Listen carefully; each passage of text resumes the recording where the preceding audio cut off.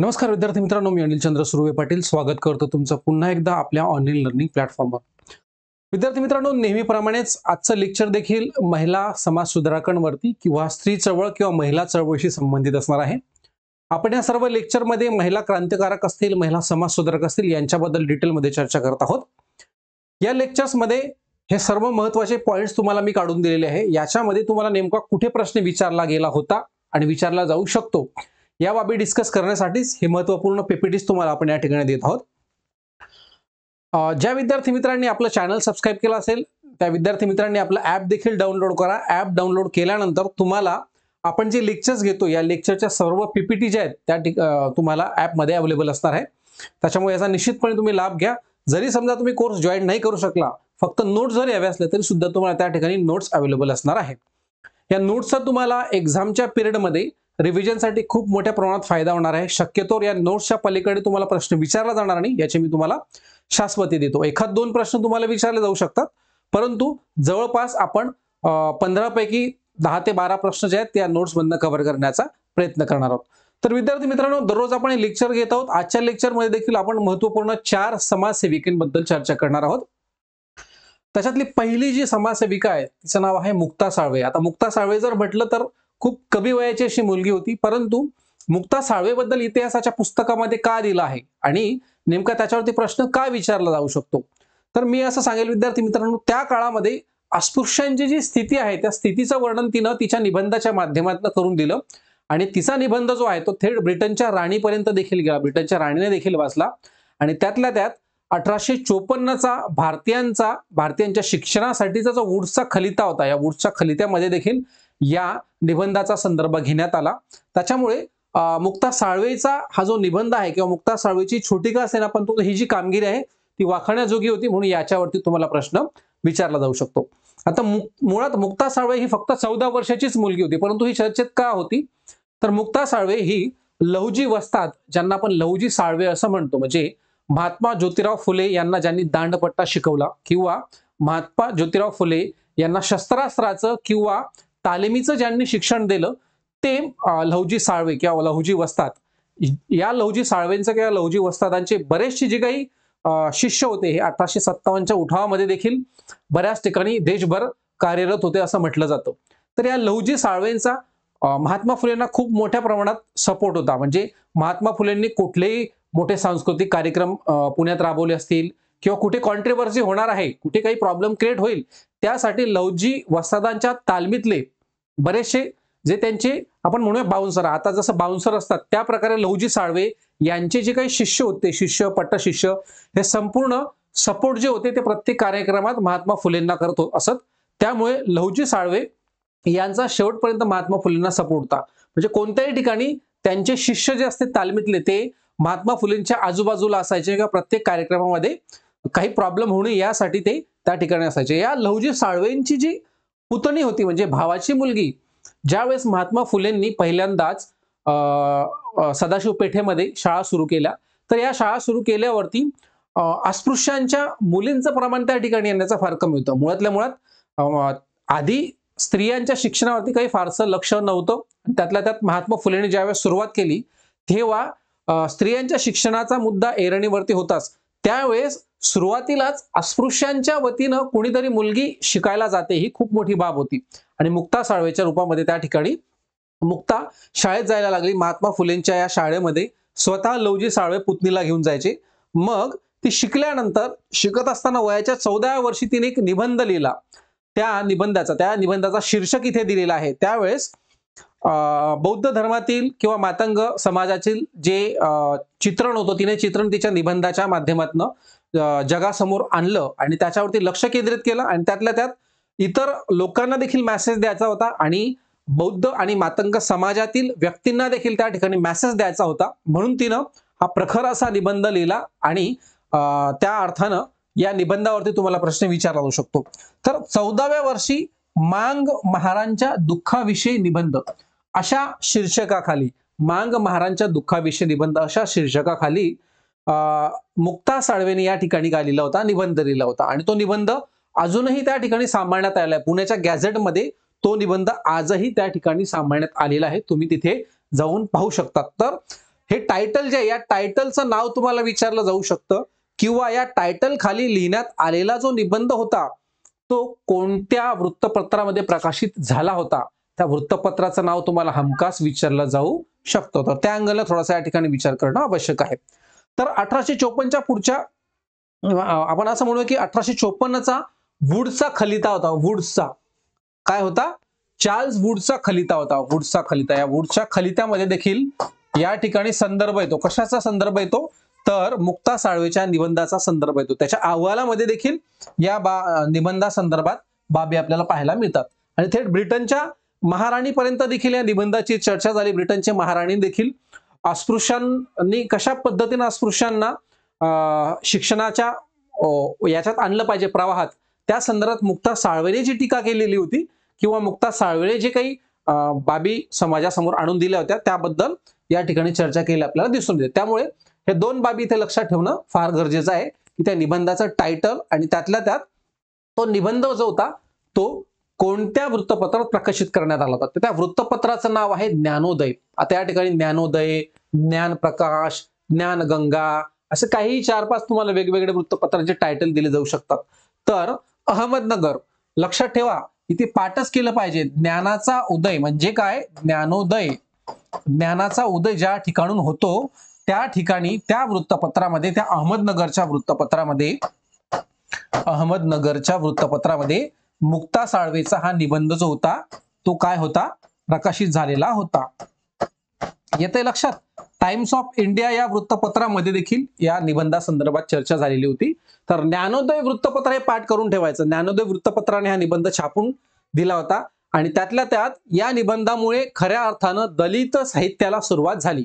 म्हणजे दलितांची जी काही त्या काळातली जी तात्कालीन परिस्थिती होती त्या तात्कालीन परिस्थितीचं दर्शन मुक्ता साळवेने तिच्या निबंधाच्या माध्यमातून दाखवून दिलं आणि त्या निबंधाचं टायटल देखील आपण पाहिलं. परंतु ते निबंध कोणत्या वृत्तपत्रात छापण्यात आला होता त्याचं नाव ज्ञानोदय, ज्ञानाचा उदय, अहमदनगरचं वृत्तपत्र होतं. अगदी पाठच करा, 100% यावरती प्रश्न विचारला जाऊ शकतो.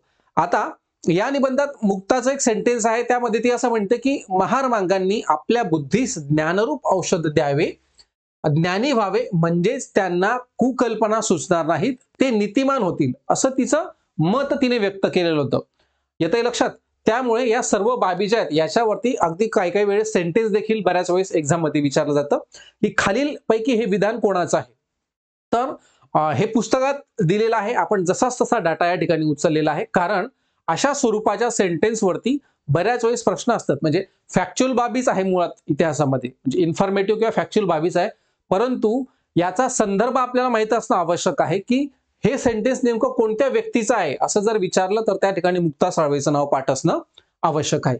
येतंय लक्षात? चला पुढच्या याच्याकडे वळूया. पुढच्या समाज सुधारिका आहेत, त्यांचं नाव आहे ताराबाई शिंदे. आता ताराबाई शिंदे यांच्याबद्दल काही सांगायची जास्त आवश्यकता नाही. ताराबाई शिंदेचं स्त्री पुरुष तुलना हे पुस्तक नेहमी परीक्षेत कुठल्या ना कुठल्या एक्झाम मध्ये विचारलं जातं, परंतु असं विचारलं जात नाही की हे स्त्री पुरुष तुलना हे पुस्तक त्यांनी काय समोर ठेवून ठेवलं किंवा कोणत्या घटनेला अनुसरून त्यांनी स्त्री पुरुष तुलना हे पुस्तक लिहिलं. तर ती बाब या ठिकाणी आज आपण डिस्कस करणार आहोत. आता ताराबाई शिंदे यांचं स्त्री पुरुष तुलना हे पुस्तक लिहिण्यामागचं कारण काय?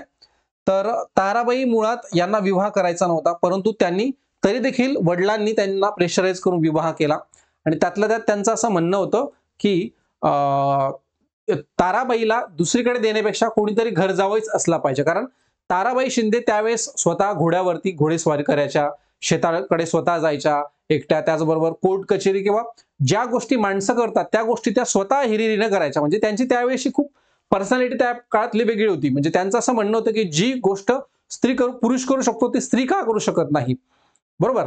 मग ताराबाईंचं लग्न झाल्यानंतर पुढे त्यांना म्हणजे खूप सारे इश्यू झाले, त्याच्याबद्दल आपण डिस्कस करणार नाही. परंतु स्त्री पुरुष तुलना ही पुस्तक लिहिण्यामागची प्रेरणा काय होती? तर विजयालक्ष्मी केस. आता विजयलक्ष्मी केस काय होती? विजयलक्ष्मी केस त्या काळात खूप गाजली होती. सुरतमधील एक स्त्री होती, ब्राह्मण स्त्री होती. तर त्या ब्राह्मण स्त्रीला अपत्य झालं आणि अपत्य झाल्यानंतर त्या अपत्य तिने मारून टाकलं स्वतः, आणि मारून टाकल्यानंतर मग तिला शिक्षा देण्यात आली होती. आधी खालच्या कोर्टात फाशीची शिक्षा दिली, नंतर मग जन्मठेपेची, आणि नंतर मग ती शिक्षा कुठेतरी 5 वर्षामध्ये कन्व्हर्ट करण्यात आली सक्तीची मजुरी. मग त्या स्त्रीने त्या मुलाला का मारलं? तर ते इलिजिटिमेट म्हणजे औरस पुत्र होता, म्हणजे त्याला काय म्हणू आपण, औरस पुत्र म्हणूया. म्हणजे बऱ्याच वेळेस स्त्रियांकडनं त्या काळात चुका झाल्यामुळे जे पुत्र प्राप्त होतं त्याला औरस पुत्र असं म्हटलं जायचं किंवा इलिजिटिमेट पुत्र असं म्हटलं जायचं. परंतु त्या चुका स्त्रियांकडनं झाल्या का हे मुळात म्हणणं देखील चुकीचं आहे, असं म्हणणं ताराबाई शिंदेचं होतं. कारण याच्यामध्ये फक्त स्त्रीचीच चूक नसून पुरुषाची देखील चूक आहे. मग ही शिक्षा स्त्रीलाच का भोगावी लागायची? ही शिक्षा पुरुषांना देखील व्हायला पाहिजे, कारण त्यामध्ये पुरुषांचा देखील खूप मोठा हात आहे ना. असं नाही की त्या ठिकाणी स्त्रीची चूक आहे. तर फक्त स्त्रीला समोर ठेवून तिला हिणवणं किंवा तिला त्याच्यावरती ब्लेम करणं, तिला शिक्षा देणं हे कुठेतरी चुकीचं आहे. मग त्या विजयलक्ष्मी नावाच्या केसमध्ये त्या विजयलक्ष्मी नावाच्या स्त्रीला सुरतला जो मुलगा होता त्या मुलाचा ती खून करते आणि खून केल्यानंतर ते प्रकरण त्या काळात खूप गाजलं आणि ती केस गाजली आणि त्या केसची एक रेफरन्स घेऊन त्यांनी या ठिकाणी स्त्री पुरुष तुलना नावाचा ग्रंथ जो आहे तो लिहिला दिसून येतो. त्याच्यामध्ये बऱ्याच अंशी त्यांनी स्त्रियांना कशा पद्धतीने स्त्रियांवरती अत्याचार होतो, अन्याय होतो, स्त्रियांना खऱ्या अर्थानं काय म्हणूया आपण की पुरुषांच्या बरोबरच त्यांना दर्जा देण्यात यावा असे ज्वलंत मत त्यांनी त्या पुस्तकामध्ये मांडलेलं आहे. जर तुम्ही वाचलं तर त्याच्यात बऱ्याचशा गोष्टी तुम्हाला दिसून येतील. आता मुळात तसं जर पाहिलं तर महात्मा फुलेंच्या सत्यशोधक चळवळीशी संबंधित नाव हे होतं. आता या ठिकाणी मी असं म्हणेल की ताराबाई शिंदे यांचा संदर्भ सत्यशोधक चळवळीशी येतो. हे ताराबाई शिंदे यांच्या या इमेजवरच आपल्याला दिसून येतंय लक्षात. आणि त्यातल्या त्यात त्यांचा संबंध फक्त सत्यशोधक चळवळीशी नसून त्यांच्या वडिलांचा आणि भावाचा देखील संदर्भ आपण घेणं आवश्यक आहे. त्यांचा देखील संबंध डायरेक्टली सत्यशोधक चळवळीशी होत्या. म्हणजे महात्मा फुलेंचा त्यांच्यावरती खूप मोठ्या प्रमाणात त्यांच्या जीवनावरती प्रभाव होता आणि वडील आणि त्यांचे भाऊ हे दोनही त्यांच्याशी संबंधित होते. परंतु तरी देखील वडिलांनी त्यांच्या विरोधात एका मुलाशी लग्न लावून दिलं. नंतर त्या विधवा झाल्या आणि विधवा झाल्यानंतर पुनर्विवाह देखील करून दिला नाही. मुळात त्या काळामध्ये जर स्त्रीचा जो हे असेल पती असेल तो जर कमी वयात वारला तर पुनर्विवाहाची प्रथा नुकतीच सुरू झालेली होती आणि त्यातल्या त्यात इतके पुढारलेले विचारसरणीचे आणि महात्मा फुलेंच्या सत्यशोधक चळवळीशी संबंधित असणारे व्यक्ती होते. तरी देखील त्यांच्या वडिलांनी त्यांचा विवाह लावून दिला नाही आणि सक्तीचे वैधव्य त्यांना पत्करावं लागलं या ठिकाणी. आणि सक्तीचे वैधव्य पत्करल्यामुळे त्यांच्या वडिलांवरती आणि भावावरती या ठिकाणी टीका देखील झाली की त्यांच्या वर्तनात, कृतीमध्ये आणि वर्तनामध्ये विसंगती आहे. म्हणजे आपण समोरून दाखवतो काही की आपण सत्यशोधक चळवळीशी संबंधित व्यक्ती आहोत, सत्यशोधक विचारसरणी आपण त्याला प्रमोट करत आहोत, परंतु मुळात आपण स्वतःच ऑर्थोडॉक्स आहोत. मुलीचा विवाह जो आहे तो तिच्या आवडीच्या मुलाशी न लावून देता जबरदस्तीने सक्तीने विवाह केला आणि त्यातल्या त्यात ती विधवा झाली आणि विधवा झाल्यानंतर पुन्हा तिला सक्तीचं वैधव्य पत्करावं लागलं. मग हे कुठेतरी त्यांच्या स्वभावामध्ये, उक्तीमध्ये, वागण्यामध्ये, बोलण्यामध्ये, आचरणामध्ये कुठेतरी या ठिकाणी गोंधळलेली अवस्था आपल्याला दिसून येते. म्हणून त्यांच्या कृतीत भेद होता अशी टीका त्यांच्या वडिलांवर त्यावेळेस करण्यात आली. त्यामुळे ही देखील बाब तुम्हाला या ठिकाणी विचारली जाऊ शकते. येतं लक्षात. पुढे बघू आपण सावित्रीबाई फुले. सावित्रीबाई फुले यांचं योगदान जे आहे ते अत्यंत खूप आपण म्हणूया की स्त्री शिक्षणाच्या बाबतीमध्ये आतापर्यंत आपल्या देशामध्ये इतकं चांगल्या पद्धतीचं काम कुठल्याच महिला स्त्री समाज सुधारकांनी केलं नसेल. म्हणजे स्त्री चळवळीशी किंवा महिला सुधारणा चळवळीशी संबंधित सर्वात महत्वाचं अग्रस्थानी जे नाव असेल ते आहे सावित्रीबाई फुले यांचं. सर्वांना माहिती आहे की सावित्रीबाई फुले यांनी महिलांच्या शिक्षणासाठी खूप मोठ्या प्रमाणे पुढाकार घेतला. त्यांना त्यावेळेस पुण्यामध्ये त्या काळामध्ये सनातनी लोकांनी खूप त्रास देखील दिला. त्यांच्या अंगावरती शेण असेल, चिखल असेल, चिखल फेक केली, म्हणजे खूप सारा त्रास दिला. लहुजी साळवेंसारखे, लहुजी वस्तादांसारखे माणसं त्यांच्या अवतीभोवती असायचे. त्यांनी त्यांना खूप मोठ्या प्रमाणात सपोर्ट केला आणि महात्मा ज्योतिबा फुले यांच्या पावलावरती पाऊल ठेवून सावित्रीबाईंनी देखील खूप चांगल्या पद्धतीनं शैक्षणिक सुधारणा जी आहे ती घडवून आणली. आता सावित्रीबाई फुले यांचा जन्मदिवस तुम्हाला विचारला जाऊ शकतो की 3 जानेवारी हा जन्मदिवस महाराष्ट्र सरकार बालिका दिवस म्हणून साजरा करत असतो. येते लक्षात. 3 जानेवारी हा सावित्रीबाई फुले यांचा जन्मदिवस बालिका दिवस म्हणून साजरा केला जातो. कारण पहिल्या त्या स्त्री शिक्षिका होत्या, पहिल्या स्त्री मुख्याध्यापिका देखील होत्या. त्याच्यामुळे 3 जानेवारी हा त्यांचा जन्मदिवस जो आहे तो बालिका दिवस म्हणून साजरा केला जातो. कारण खऱ्या अर्थानं त्यांनी स्त्री शिक्षणासाठी पुढाकार घेतलेला आपल्याला दिसून येतो. आणि पुणे विद्यापीठाचं नामकरण आता सध्या काय आपल्याला माहिती आहे की सावित्रीबाई फुले पुणे विद्यापीठ आहे. तर याचं वर्ष विचारलं जाऊ शकतं ज्यावेळेस आम्ही युपीएससीचा स्टडी करत होतो त्यावेळेस हे नाव बदललं होतं. तर 2014 साली म्हणजे नुकतंच एक 8-10 वर्ष आधी हे नाव बदललेलं आहे. तर याच्यावरती देखील प्रश्न विचारला जाऊ शकतो की सावित्रीबाई फुले यांच्या स्मृतिप्रित्यर्थ पुणे विद्यापीठाचे नामकरण नुकतेच सावित्रीबाई फुले विद्यापीठ करण्यात आले, ते कोणत्या वर्षी? मग 2013, 2014, 2015 अशी 3-4 वर्ष दिली जातील. तर अगदी पाठात असलं पाहिजे की 2014 साली पुणे विद्यापीठाचं नाव काय करण्यात आलं? सावित्रीबाई फुले पुणे विद्यापीठ करण्यात आलं. येतंय लक्षात? पुणे विद्यापीठाचं नामकरण करण्यात आलं, सावित्रीबाई फुले पुणे विद्यापीठ. त्याच्यामुळे यावरती कदाचित प्रश्न विचारला जाऊ शकतो. तर सातारा जिल्ह्यातील रायगड या ठिकाणी त्यांचा जन्म झाला. तुम्हाला साल काय विचारणार नाही आणि विवाह लगेच वयाच्या 9व्या वर्षी 1840 मध्ये ज्योतिबा फुले यांच्याशी झाला. याच्यावरती तुम्हाला विचारणार नाही, परंतु एक एक्स्ट्रा इन्फॉर्मेशन माहिती असली पाहिजे. मिसेस मिशेल यांच्या नॉर्मल स्कूलमध्ये त्यांनी शिक्षण घेतले. बघा, स्वतः आधी शिक्षण घेतले आणि मग त्या शिकवायला लागल्या, परंतु तरी देखील शिकवत असताना त्यांनी शिकवण्याचं पुन्हा एकदा प्रशिक्षण घेतलेलं आपल्याला दिसून येतं. जसं आपल्या आता डीएड आणि बीएड केलं जातं, बरोबर. जरी समजा तुम्ही शिकवत असणार तरी डीएड आणि बीएड ही एक ऑथेंटिक डिग्री आहे. ती म्हणजे तुम्ही खऱ्या अर्थानं तुम्ही शिक्षक झालात असं ते म्हणायला काही हरकत नाही. त्याच्याकरता फक्त शिक्षक डायरेक्टली असं होणं आणि प्रशिक्षण घेऊन शिक्षक होणं याच्यात खूप सारा मोठा फरक असतो. तर त्यांनी ते देखील केलं. पुढे पुण्यामध्ये भिडेवाड्यात सावित्रीबाई फुलेंनी शिक्षिका म्हणून काम केलं. त्या काळात त्यांना सनाती लोकांनी त्रास दिला. मी मगाशीच बोललो, चिखल फेक केली वगैरे वगैरे. त्याच्यानंतर पुढे त्यांच्या कार्यासाठी ब्रिटिशांनी फुले पती पत्नींना 16 नोव्हेंबर 1852 रोजी त्यांचा सत्कार देखील केला. कारण शिक्षणासाठी त्यांचं एवढं मोठं योगदान होतं, तर खऱ्या अर्थाने या ठिकाणी सत्कार करणं देखील आवश्यक होतं.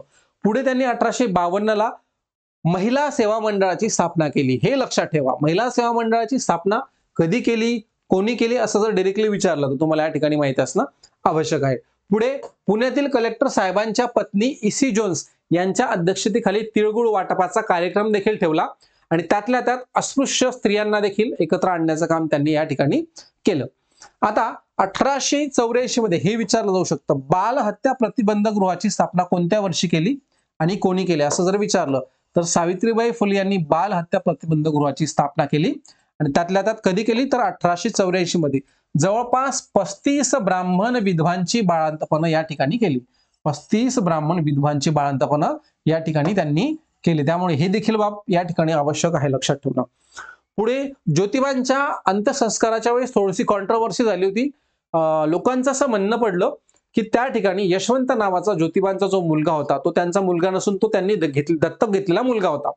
मग ज्योतिबांना अग्निडाग देण्यासाठी बऱ्याच लोकांचा ज्यावेळेस विरोध झाला त्यावेळेस स्वतः सावित्रीबाई फुले यांनी महात्मा फुलेंना अग्निडाग दिला अंत्यसंस्काराच्या वेळी. त्यामुळे ही देखील बाब लक्षात ठेवा. त्यांच्या मुलाचं नाव यशवंत हे लक्षात ठेवणं आवश्यक आहे. पुढे महात्मा फुलेंच्या मृत्यूनंतर 1891 अखिल भारतीय सत्यशोधक समाजाच्या त्या अध्यक्ष झाल्या आणि त्याचबरोबर 1893 या ठिकाणी 1900 झाले. त्याचबरोबर 1893 मध्ये सत्यशोधक परिषदेच्या सासवड येथील देखील त्या अध्यक्ष होत्या. त्यामुळे ह्या दोघही फॅक्ट तुमच्या पाठ असल्या पाहिजे. या अशा फॅक्ट्स वरती तुम्हाला प्रश्न विचारले जात असतात. वाटल्यास स्क्रीनशॉट काढून घ्या. येत्या विद्यार्थी मित्रांनो लक्षात, आपण सगळे लेक्चर जे आहेत हे टू द पॉइंट घेत आहोत. याच्यामध्ये असं काही म्हणजे फार वेगळं काही आहे किंवा आपण वरवर घेतोय असं अजिबात नाही. जास्त डिटेलमध्ये घेत नाही आहे, कारण डिटेलमध्ये घ्यायची काही आवश्यकताच नाही. जे आहे जेवढं आहे तेवढं आपण इथे देतोय. To the point, what to require, how to require. तुम्हाला अशाच पद्धतीने प्रश्न विचारले जात असतात. त्याच्यामुळे जास्तही डाटा ओव्हरलोड असता कामा नये. येते लक्षात. पुढे बघूया. 10 मार्च 1857च्या वेळेस प्लेग आला होता आणि या प्लेगच्या आजारात त्यांचं निधन झालं. कारण प्लेगच्या पेशंट जे होते त्यांची त्या साथीमध्ये बऱ्याच प्लेगच्या पेशंटची ते शुश्रूषा करत होते, म्हणजे सेवा करत होती आणि सेवा करत असताना त्यांनाही प्लेगची लागण झाली सावित्रीबाईंना आणि प्लेगची लागण झाल्यामुळे त्यांचा या आजारामुळे मृत्यू झाला आपल्याला दिसून येतो. त्यांचे लिखाणं विचारले जाऊ शकतात आपल्याला. काव्य फुले नावाची त्यांची कविता संग्रह आहे. ज्योतिबांची भाषणे, सावित्रीबाईंची भाषणे, ज्योतिबांची पत्रे आणि सुबोध रत्नाकर हा काव्यसंग्रह. सुबोध रत्नाकर हा काव्यसंग्रह कोणी लिहिला यावरती तुम्हाला कदाचित प्रश्न हा विचारला जाऊ शकतो. त्यामुळे ही बाब या ठिकाणी लक्षात ठेवणं गरजेचं आहे. बऱ्याच वेळेस एका साईडला तुम्हाला लेखक दिले जातात, दुसऱ्या साईडला लेखकांनी लिहिलेले पुस्तकं दिले जातात. तर त्यावेळी जर तुम्हाला जोड्या लावायचा प्रश्न विचारला तर ती बाब तुम्हाला माहिती असणं या ठिकाणी आवश्यक आहे.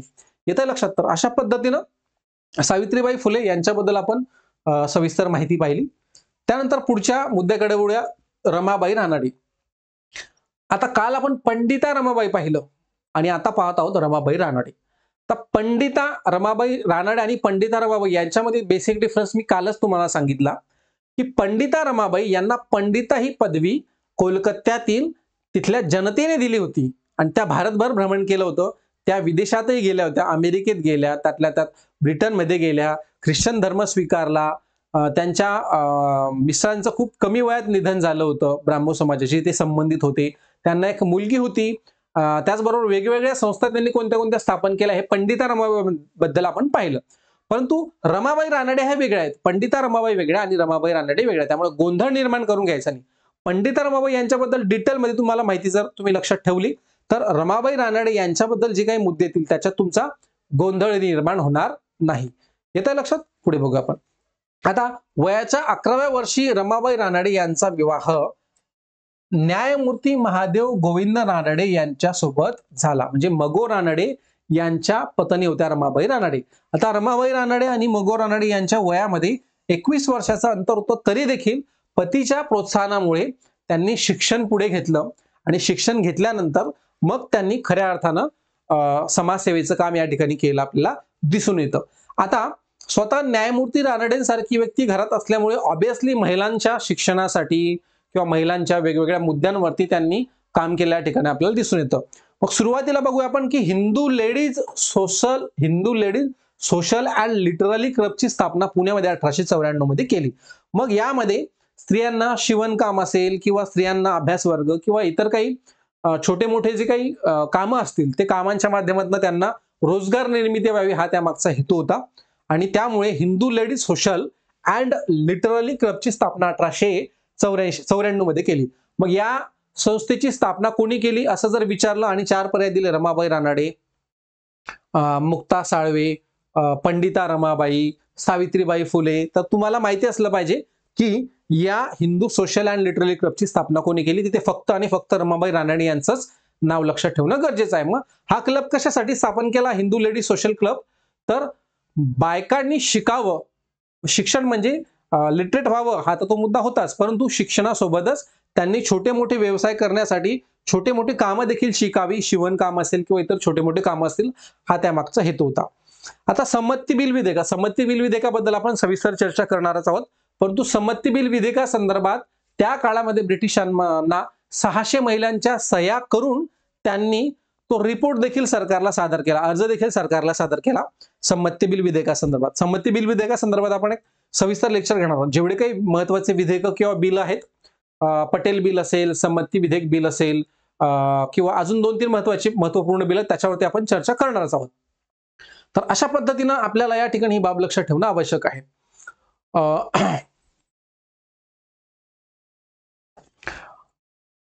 बरोबर. पुढे पंडिता रमाबाईंबद्दल अजून लक्षात ठेवण्यासारखी बाब तर काय, म्हणजे 1904 मध्ये अखिल भारतीय महिला परिषदेची देखील त्यांनी स्थापना केली.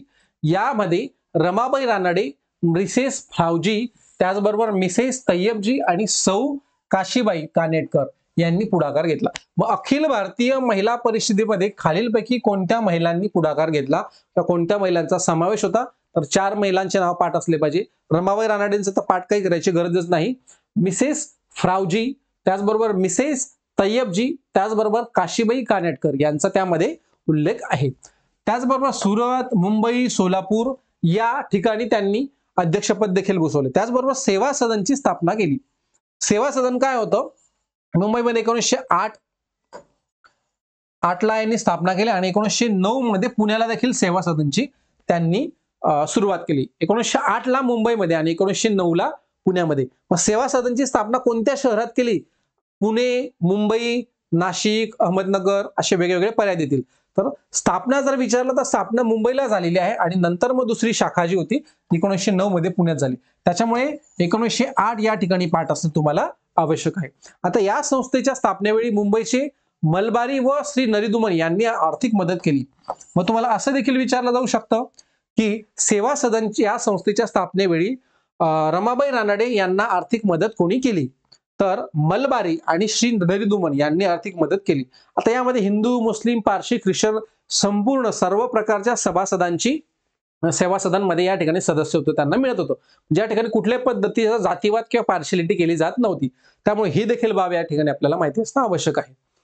पुढे या संस्थेच्या माध्यमातून स्त्रियांचं शिक्षण असेल, ग्रंथालय असतील, मोफत दवाखाने असतील सुरू करण्यात आले. अनेक प्रतिष्ठित व्यक्तींनी या ठिकाणी अनुदान दिलं या संस्थेला. त्याचबरोबर रतन टाटा आणि वाडिया चॅरिटेबल ट्रस्ट यांनी देखील या संस्थेला आर्थिक मदत केली. कोणाला? सेवासदांना.